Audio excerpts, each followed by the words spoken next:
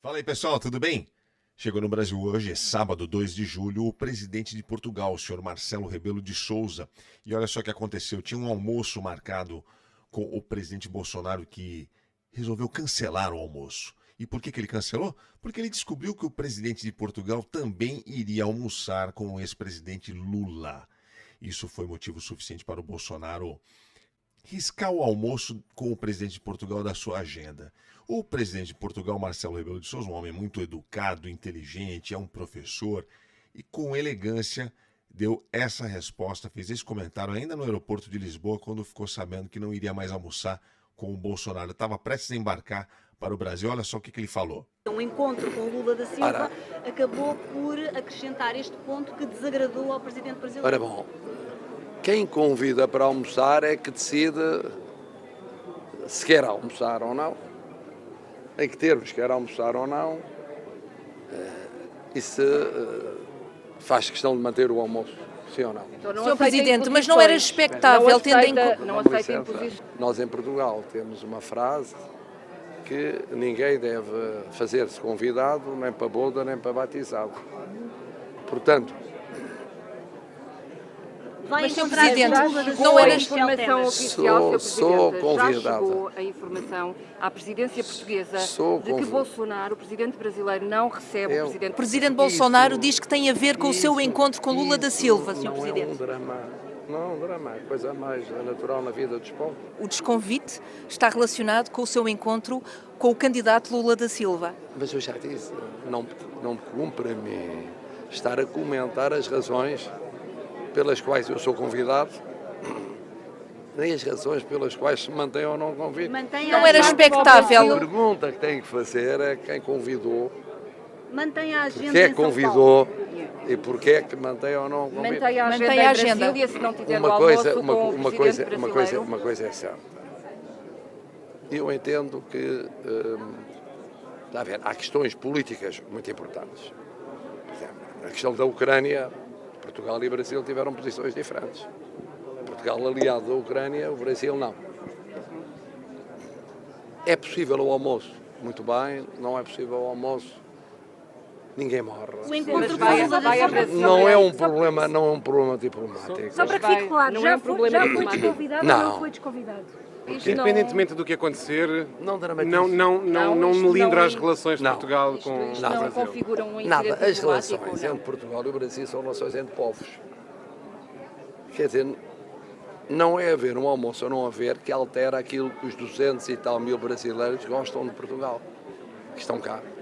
Nem altera aquilo que 1 milhão e tal de portugueses que gostam de estar no Brasil, gosta de estar no Brasil, por causa de um almoço. Mas o curioso da gente estar falando disso agora é que menos de um ano atrás, em agosto do ano passado, nós já havíamos comentado, inclusive no nosso programa, um incidente que aconteceu, mais um constrangimento que ocorreu entre os dois presidentes, Bolsonaro e o presidente de Portugal, Marcelo Rebelo. Ele esteve no Brasil em agosto do ano passado para a reinauguração do Museu da Língua Portuguesa e foi almoçar lá em Brasília com o Bolsonaro. E olha só o que aconteceu naquela época. Você viu o que aconteceu com a visita do presidente de Portugal? Teve aqui há poucos dias para participar da cerimônia de reinauguração, né? A reabertura do Museu da Língua Portuguesa em São Paulo. E aí ele estava nessa cerimônia, o Bolsonaro não participou, não quis participar do evento, mas convidou no dia seguinte o presidente de Portugal para ir almoçar, um almoço oficial lá em Brasília, o Marcelo Rebelo de Sousa, presidente de Portugal. E aí ele foi almoçar com o Bolsonaro em Brasília e, segundo a imprensa portuguesa, revelou nesses dias, o presidente português e a comitiva inteira saíram pessimamente impressionados porque Bolsonaro passou o almoço inteiro contando piadas de cunho sexual e piadas de português. É deprimente, né? É mais um capítulo deprimente desse governo, porque, em primeiro lugar, o presidente de Portugal é muito conhecido por ser um intelectual e um homem de um trato, de uma fineza de trato extraordinários.